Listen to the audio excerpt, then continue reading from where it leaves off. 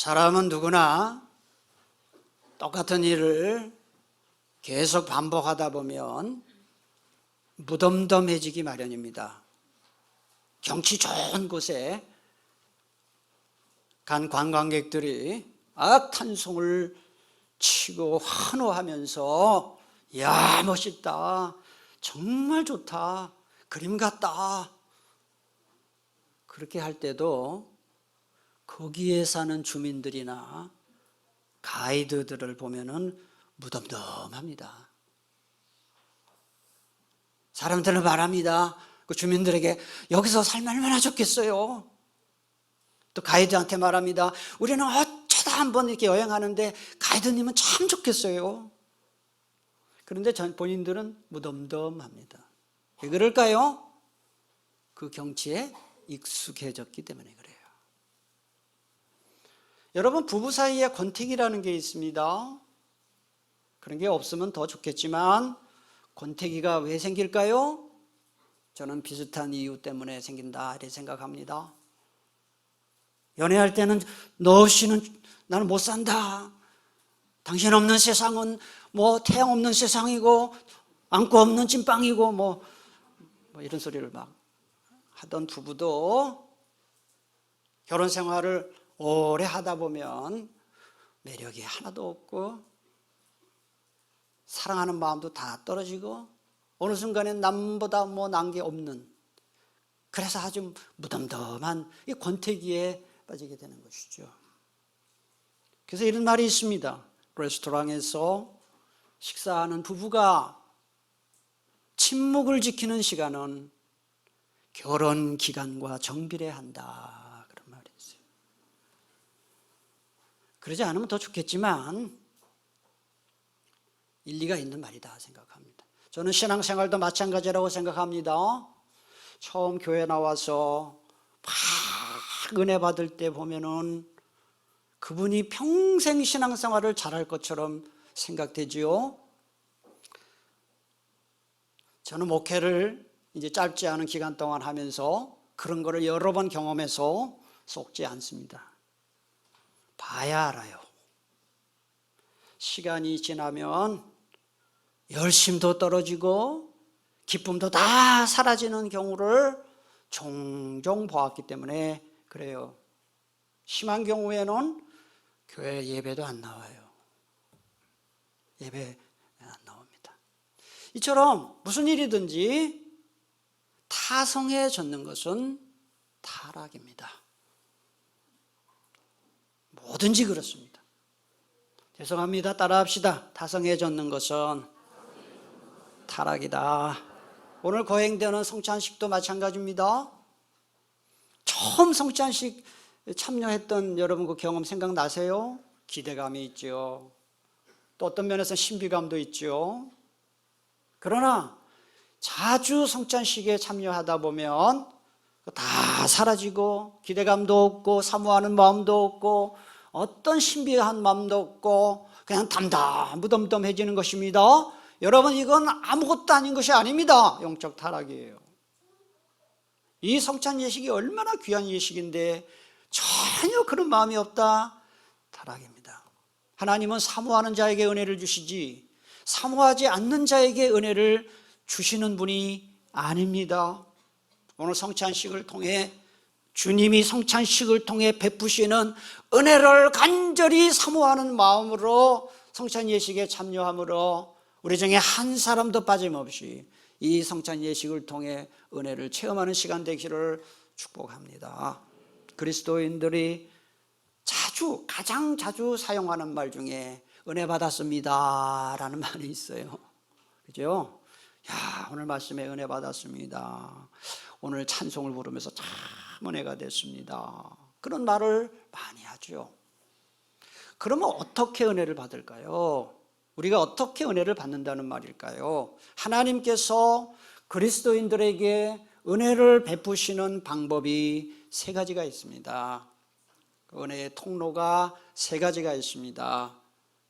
한번 따라합시다. 말씀, 기도, 성례. 이 세 가지를 은혜의 방편이라 신학 용어로 은혜의 방편이다. 그렇게 말합니다. 다시 한번요. 하나님이 여러 자연 만물을 통해서도 은혜를 주시고 우리 삶을 통해서도 은혜를 주시지만 하나님이 우리에게 은혜를 베푸시는 가장 좋은 방법 3가지 순서대로입니다. 다시 한번 같이 읽겠습니다. 시작. 말씀, 기도, 성례. 이 3가지 꼭 기억을 하세요. 그런데 이 3가지 중에 가장 중요한 것은 역시 하나님의 말씀이에요. 말씀을 들어야 믿음이 생기기 때문에 그런 거예요. 여러분 예배 시간에 설교 말씀을 듣기 전과 들은 다음이 여러분의 마음에 전혀 달라진 게 없다. 그 예배 헛들인 거죠. 올 때는 무거운 마음으로 갔고 굉장히 고민이 많았는데 하나님의 말씀을 듣고 나서 자신감이 생기고 마음의 평강이 생기고 이게 무엇입니까? 하나님이 말씀을 통해서 은혜를 주신 거예요.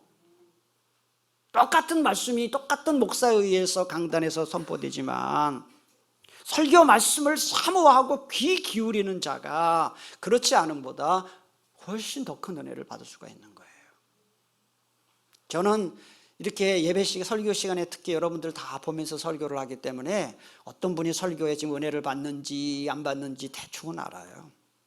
어떤 분은 가끔 눈짓으로 표시해요.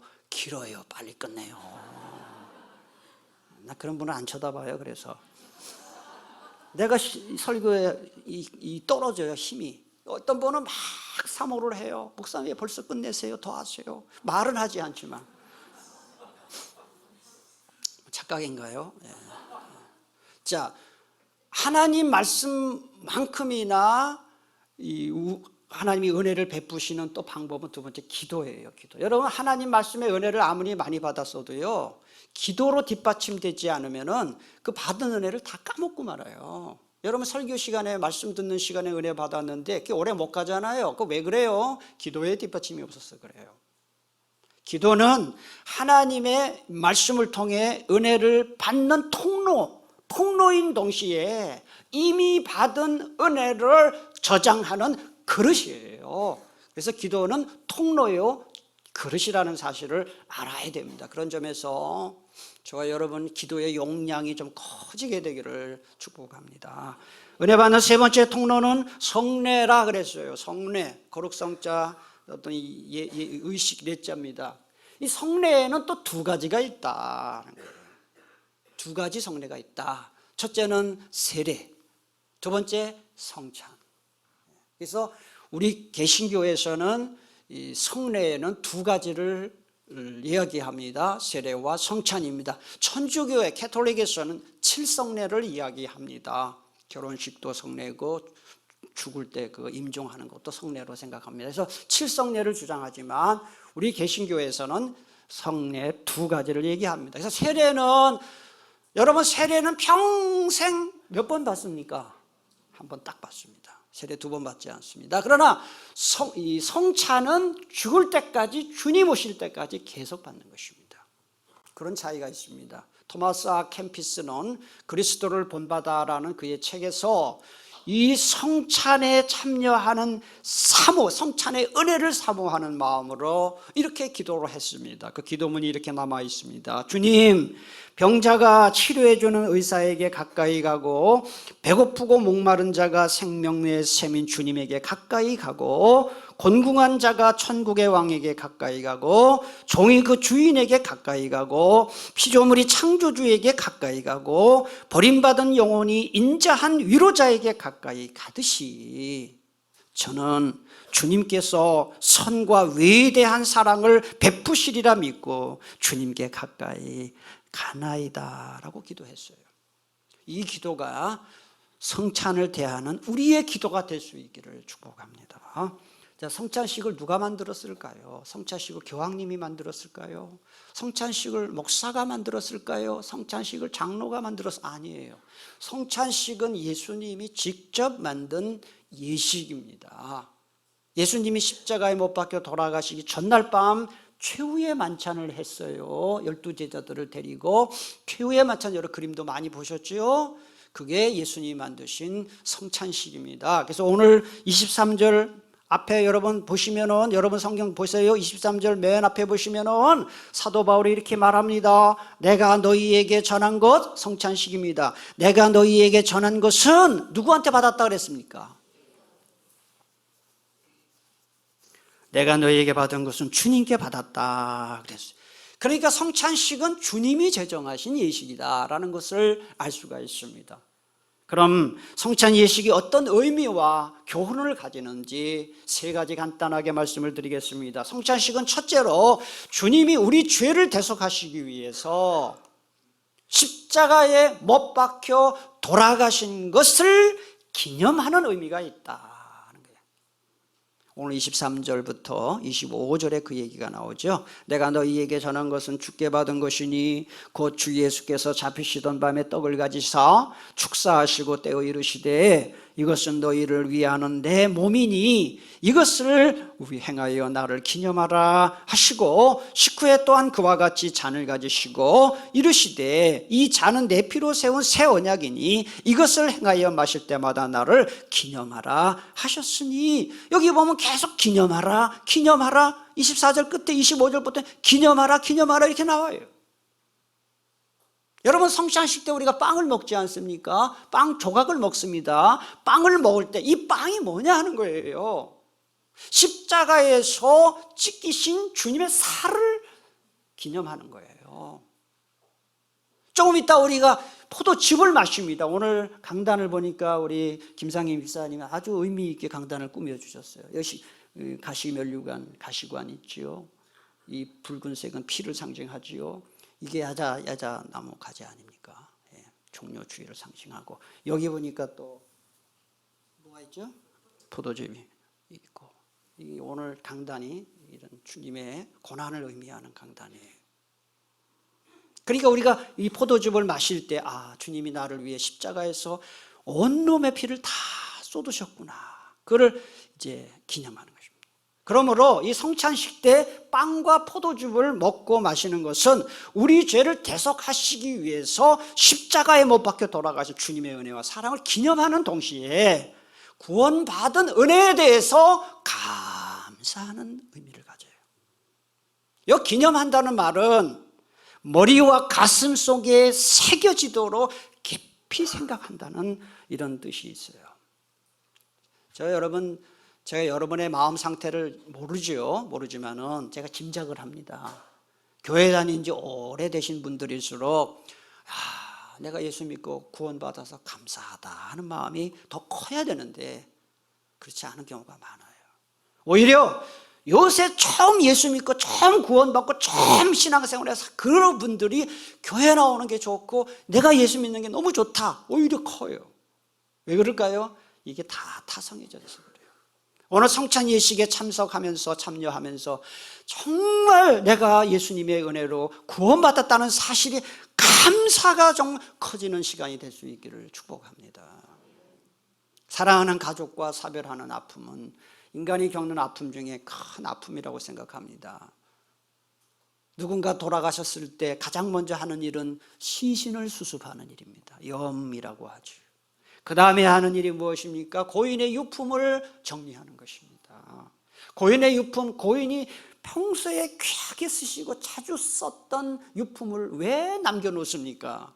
그 유품을 볼 때마다 고인을 생각하는 것이죠. 경우가 다르고 수준이 다르긴 하지만은 성찬식은 어느 정도 그와 비슷한 의미를 갖습니다. 26절에 보면 그런 말씀이 나와요. 26절을 다 같이 봉독하겠습니다. 너희가 이 떡을 먹으며 이 잔을 마실 때마다 주의 죽으심을 그가 오실 때까지 전하는 것이니라 그랬어요. 빵을 먹고 잔 포도즙을 마실 때 우리 죄를 대속하시기 위해서 십자가에서 못 박혀 돌아가신 예수님의 십자가를 기억하고 기념하는 것이 바로 성찬 예식입니다. 외국에 가려면 비행기를 타지 않습니까? 2시간 이내에 비행은 일본까지 가는 거는 그렇게 힘들지 않죠. 그렇지만은 비행 시간이 2시간이 넘고 3시간, 4시간 이렇게 넘어가게 되면은 참 비행기 타는 것은 쉬운 일이 아니죠. 예, 비행기 좌석도 좁고 또 돌아다니기도 힘들고, 그러니까 참 힘든 일이죠. 그래서 경제적인 여유가 있는 사람들은 2배, 3배, 10배까지 돈을 더 지불하면서까지 비즈니스석이나 퍼스트 클래스 좌석을 이용하지 않습니까? 그래서 이 비즈니스석을 타거나 퍼스트 클래스 좌석을 타면은 저는 모르지만 그렇다 그래요. 먹는 밥도 다르대요. 정말 비참해요. 일반석 타는 사람하고 밥도 다르대. 먹는 것도 다르대요. 기내 서비스도 다르대요. 저는 지금까지 선교지 많이 다녀보고 비행기 많이 타봤지만은 한 번도 우리 비즈니스나 클래스에 퍼스트 클래스 타본 적이 없어요. 뭐 앉아본 적은 있어요. 내리다가 비즈니스 앉으면 얼마나 편안한가. 그래서 제가 우리 아이들한테 한 번인가 얘기했어요. 나 죽기 전에 한번 비즈니스 한번 태워줘라. 그런데 너무 비싸니까요. 어쨌든 근데 여러분 보세요. 비즈니스 탔다고 퍼스트 클래스 탔다고 먼저 도착하지 않습니다. 그죠? 에코노미 탄 사람이나 비즈니스 탄 사람이나 퍼스트 클래스 탄 사람이나 똑같이 도착합니다. 이것은 신앙적인 면에서도 그렇습니다. 이 세상에서는 많이 배운 사람들, 권력자들, 돈 많은 사람들이 대우받고 편안하게 살고 그렇지만은 한 가지는 누구에게나 공평합니다. 무엇입니까? 구원받는 것은 누구든지 예수님을 믿어야 구원받아요. 예수님의 십자가가 내 십자가가 예수님의 피와 살이 나를 위한 것임을 믿고 인정하고 고백하는 사람만이 구원받는다는 점에서 얼마나 이게 공평합니까? 그런 점에서 우리는 부자는 아니고 권력자는 아니고 내놓을 만한 것은 없을지라도 나 같은 죄인 예수 믿고 구원받은 것에 대해서 오늘 성찬 예식에 참여하면서 구원받은 은혜에 대한 감사가 넘쳐나게 되기를 축복합니다. 성찬 예식은 둘째로 죄 짓는 삶을 깨끗이 청산하기로 다짐하는 의미를 갖습니다. 여러분 뭐가 죄입니까? 제가 지난 주일에 설교했어요. 뭐가 죄입니까? 하나님이 하지 말라고 하는 것을 하는 게 죄고 하나님이 하라고 하신 것을 하지 않는 게 죄예요. 그런데 우리는 어때요? 우리 본능이 악해서 저도 그래요. 하나님이 하라는 건 하기 싫어. 이상하게 하나님이 하지 말라고 하는 건 또 자동으로 해요. 자동으로 죄를 지어요. 그런데 여러분 지금까지 살아온 것이 우리가 그렇게 살았어요. 그러므로 이 성찬 예식을 하면서 이제는 내가 죄 지은 것을 하나님 앞에 철저히 회개하면서 이렇게 살면 안 되겠다. 제가 가끔 어떤 분이 저한테 그런 얘기를 해요. 목사님, 제가 신앙생활을 열심히 하진 않지만요 참 주일 예배가 참 좋아요. 왜 그러세요? 그냥 먹고 사는데 바빠가지고 하나님 생각도 안 하고 있고 그러다가요 주일 예배 참석해서 말씀을 듣다 보면요 정말 하나님 생각하게 되고요 예수님 생각하게 돼요. 그리고 내가 이렇게 살아도 되나 하고 교회 와서 예배 시간이 되어야 나를 돌아본다는 거예요. 그것도 은혜죠. 여러분 예배 시간마다 말씀 들을 때마다 예배 마치고 돌아갈 때마다 여러분 자신을 한번 돌아보고 죄짓지 않기로 결단하고 말씀대로 살기로 결단하고 하는 그런 변화되는 그런 시간이 예배 시간이 될 수 있기를 축복합니다. 성찬 예식은 그런 의미가 있습니다. 마지막 셋째로 주님 안에서 다른 교우들과 교제하는 의미를 갖습니다. 아니 성찬 예식이 무슨 교제를 하나? 성찬 예식이 무슨 교제의 의미가 있나? 이럴 수 있지만 한번 잘 들어보세요. 여러분 가족을 다른 말로 식구라고 합니다. 그죠? 자, 식구라는 말이 어떻게 쓰여 있는지 앞을 보셔요. 식구 하면은 먹을 식자에 입구자를 써요. 그래서 식구라는 말은 같은 음식을 함께 먹는 사람들이 식구예요. 그런데 어때요? 부부도 요새 같이 식사 안 하고 부모 자식들 간에도 같이 식사 안 하는 그런 가정이 얼마나 많아요. 바쁘니까 너무 분주해서 밥을 따로따로 먹고 먹는 시간도 다르고 일주일에 한 번 밥 먹기도 힘들다는 분들이 꽤 계시더라고요. 이러니까 가정에 자꾸 붕괴되는 거예요. 부부 간에도 정이 없고 부모 자식 간에도 대화가 안 되고 왜요? 식구가 아니에요. 따로 밥을 먹으니까. 그런 점에서 오늘 우리가 같은 빵과 같은 포도즙을 먹고 마시는 것이 어떤 의미가 있을까요? 우린 전부 남남이잖아요. 그런데 같은 빵을 먹고 같은 포도즙을 마신다는 게 어떤 의미가 있을까요? 우리는 주님 안에서 다 이제는 식구다, 가족이다. 아멘이십니까?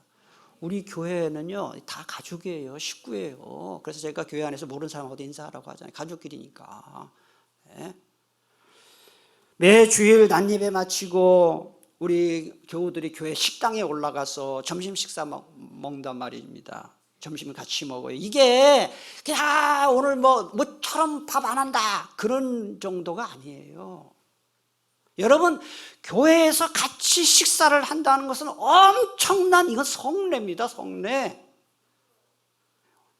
제가 보니까 교회에서 가장 분위기 좋은 곳이 예배당 본당이 아니고 교회 식당이에요. 제가 볼 때는.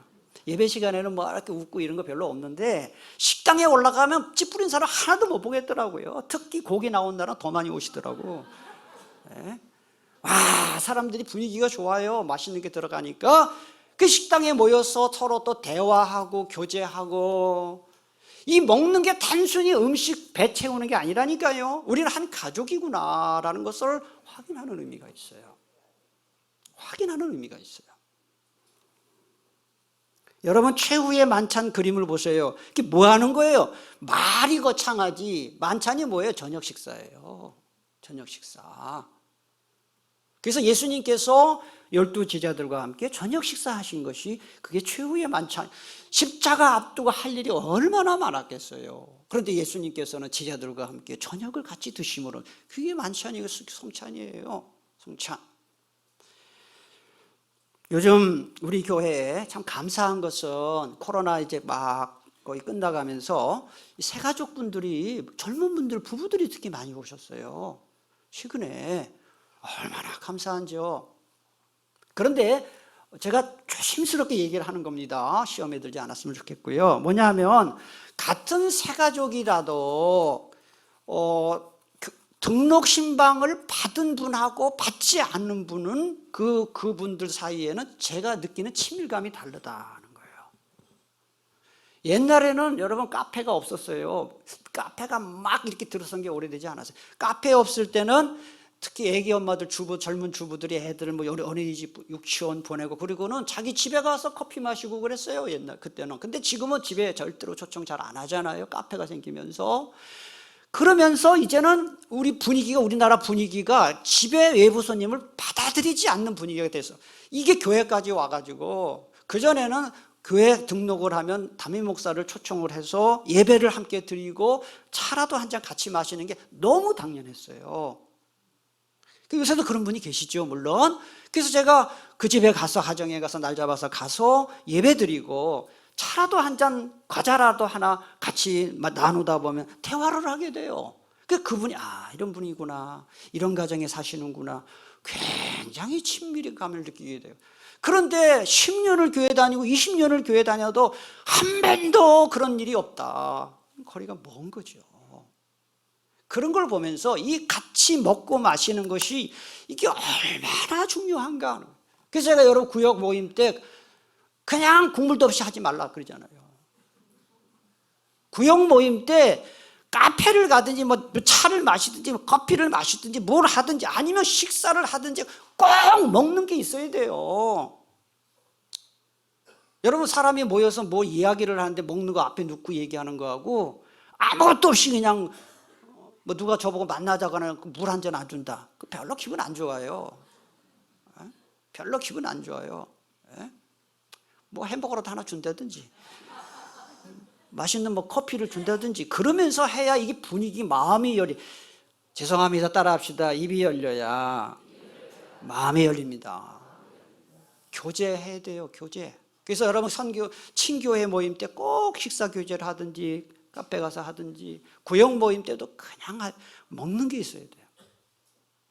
오늘 우리가 성찬 예식에 참여해서 같은 빵을 먹고 같은 포도주를 마신다, 단순히 그게 주님의 고난에 동참한다, 그것이 가장 중요하지만 더 큰 또 의미가 뭐냐, 우리는 주 안에서 한 식구가 되었다는 거예요.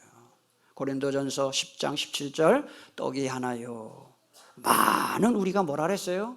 한 몸이다, 가족이라는 거예요. 이는 우리가 다 한 떡에 참여합니다. 신앙생활 하다 보면은 여러분, 제가 여러분께 질문할게요. 어려운 질문 아니니까 대답을 해보세요. 우리가 이 천사들이 모였어요? 죄인들이 모였어요? 다 죄인들이에요. 교회 예수 믿지 않는 분들은 교회 가면 천사들만 있는 줄 혹시 모르고 그렇게 착각을 하는데 다 죄인들이에요. 너나 나나 할 것 없이 다 죄인들이에요. 그러다 보니까 교회 와서 신앙생활 하다가 상처받는 일이 있어요. 뭐 다 농담으로 했는데 어떤 분은 상처를 받아요. 예?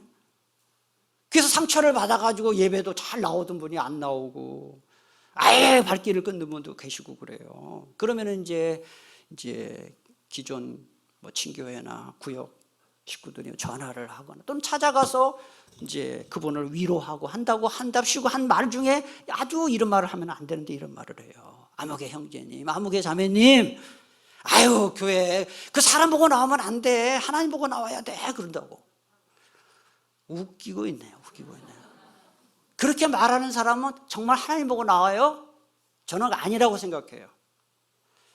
목사 꼴 보기 싫으면 여러분 교회 나올 것 같아요? 안 나와요. 여러분 옆에 교회 안에서 꼴 보기 싫은 사람이 한 명이라도 있으면 여러분 교회 나올 것 같아요?